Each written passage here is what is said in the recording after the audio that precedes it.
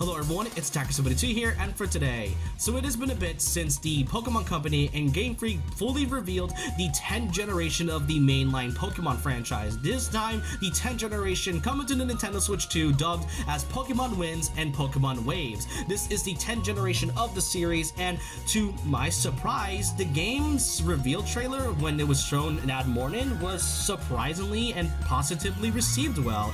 Well, now yes, there are still a good portion of fans who are rightfully skeptical and a little bit cautious about this upcoming generation, but for the most part overall, I've seen a ton of people and fans on Pokemon that actually was intrigued by Winds and Waves due to its great trailer, how it managed to convey the reveal well, and not to mention how it looks astronomically better than some of the last few Pokemon titles that we've had within the last few years. Let's be clear, Pokemon within the last decade, while having some good qualities, has been through some rough patches, and it's been clear by now ever since we got into the Pokemon Switch era, to be exact. And I wasn't able to go more in depth from the last time I covered the Winds and Waves, so in this one I just want to be going through basically everything that I want to give out for Winds and Waves before the company and the developers give us more information about this future generation. I could see a bit of promise towards Winds and Waves, and I just want to go and talk about how I feel about this new generation overall. And so with that, I hope you guys enjoy this, and let's kind of get started on what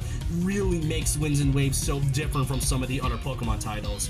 Now, first things first, when it comes to Pokemon as a series, it's always been controversial in many scenarios whenever a new title comes out. It wasn't really the case until like around Sun and Moon, maybe even before Sun and Moon. X and Y probably was the start of it, but definitely when Sword and Shield came out, because each decision and each removal and cuts that has been added for the Pokemon series, it has been noticeably different when it comes to each entry. And really the big issue when it comes to these series in general, as some pointed out, is definitely quantity over quality, which it isn't really bad. Usually fans prefer quality over quantity. The problem with the Pokemon series is that if you look at their game schedule and each release window for like the first Pokemon game all the way to what we are currently going through right now, then yeah, it's a huge amount of games, which isn't really bad and is like the reason why Game Freak and the Pokemon Company is able to make this much money. But with such annual releases, and not to mention with the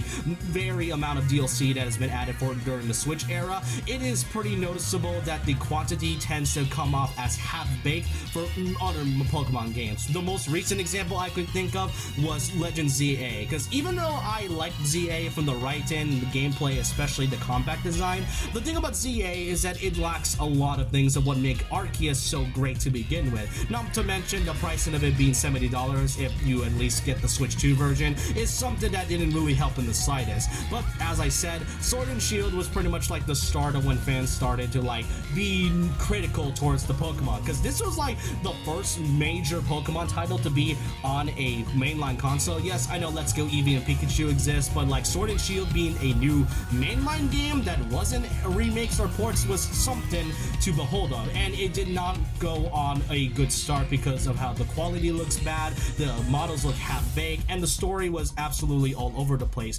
And then we get to the more recent example about a few years ago, aside from Legend ZA, and that was none other than Pokemon Scarlet and Violet. Now, I may like Pokemon Scarlet, it is probably one of my favorite games when it comes to the story and the write-in, and the combat and the open world is definitely a mixed bag, but it was no doubt heavily criticized and panned by fans and critics all around, especially the hardcore Pokemon fans, because of how the developers somehow managed to release this game at the condition and state it was in. This game was really bad when it comes to its graphics and quality. When you compare both of these screenshots from the last generation to the upcoming generation, it is night and day to see the difference between what these two games are in between the gap from Scarlet and Violet to Winds and Waves. This being the most notable thing about the game. The water physics is like one of the most notable things to talk about when it comes to the differences of Pokemon Scarlet and Violet and Winds and Waves. I mean, looking at even the other screenshots screenshots other than the water, you can tell that the quality jump is just insane to look at. I mean, this game was so hard to do because of how many games like Scarlet and Violet tend to crash on things. Not to mention there was like a bug that was able to delete all your save data and having to restart your entire playthrough, which does suck for some players if they manage to suffer that. I thankfully wasn't able to go through that, but I do feel bad for those that had that type of bug happening. I mean, it took until like a Switch 2 update for this game to actually run well at a smooth 60 FPS. That's how bad Scarlet and Violet was. And again, it is a miracle that Game Freak and the Pokemon Company was able to release this game at the condition it was in. And honestly, I don't really think this was Game Freak's fault in the slightest, because their upcoming game, being Beast of Reincarnation, is being made by the same developers, which is insane to look at, because this is a whole different team, and yet somehow they still managed to make it look good than the Pokemon. So it isn't really just a Game Freak problem, it's actually a Pokemon Company problem, because when you compare it to other titles that came out for the Switch 1, such as Xenoblade Chronicles 3 for example, that game looks way better when it comes to the landscape and the open world aspect of it. It looked incredible, and that game came out the same year as Scarlet and Violet, so you can tell that this is more of a Pokemon Company problem rather than a, Game Freak problem. And this being on the Switch 2 is honestly a great choice on their part.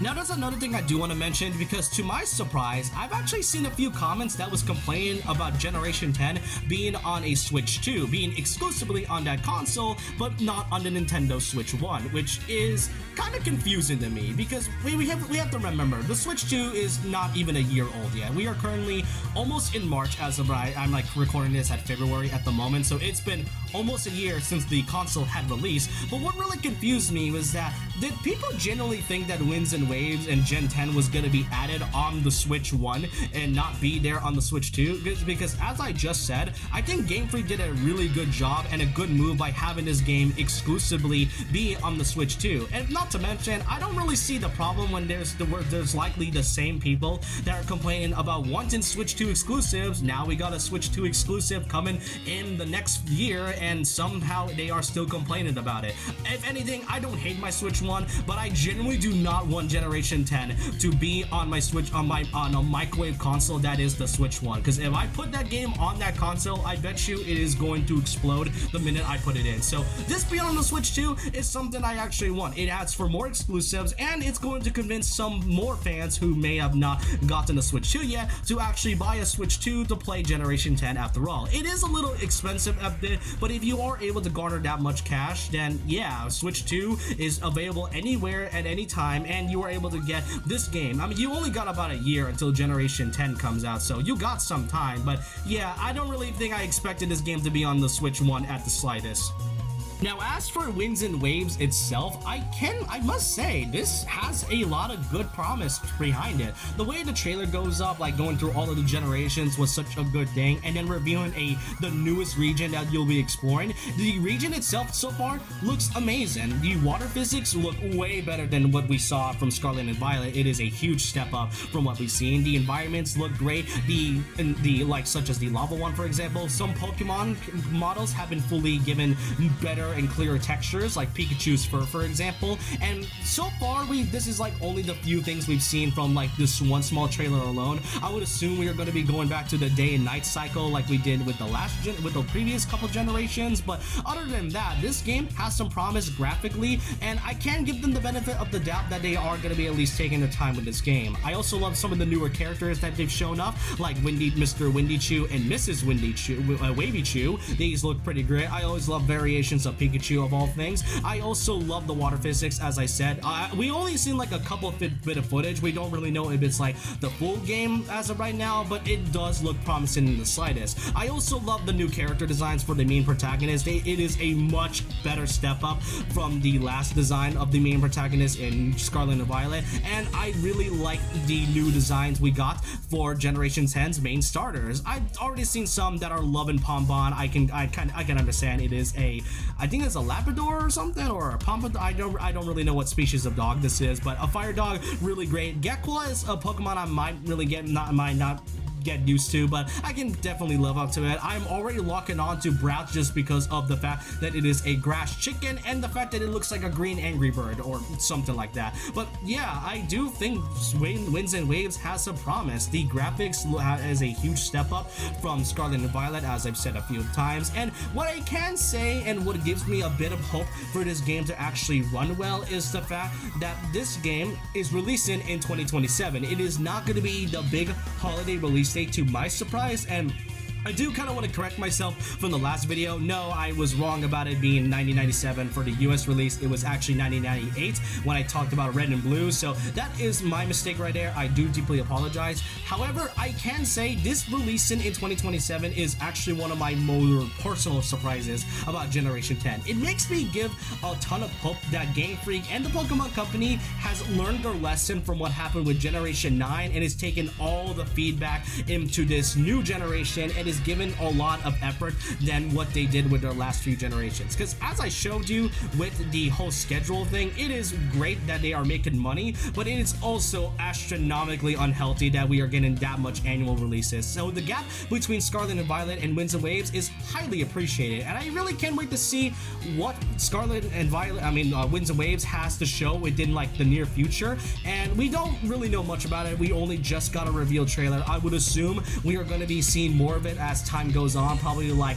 between the summer or fall of 2026, and then we'll likely get like a big release date sometime in like the winter of 2027 or spring of that year. We don't really know, but Winds and Waves has some promise. I want to give hope for Game Freak and the Pokemon Company that they had learned their lesson from their last few titles on the Switch one, and overall I am pretty excited about this new generation. It has a ton of potential, but we'll just have to wait and see for like the next few months until we judge it more better. But I just want to know your thoughts and opinions down below on how you feel about Pokemon Generation 10. Do you really think this game has the promise that it has, or are you all going to be cautiously optimistic about this game and have a bit of skepticism if this game is actually going to be good as it does in the trailer? I generally do hope that this game is great overall, but I hope you guys enjoyed this, and so with that, leave a like, comment, subscribe, hit the notification bell for more videos, follow my Twitter and Instagram, and I'll see you guys next time. And remember this, once a legend, always a legend.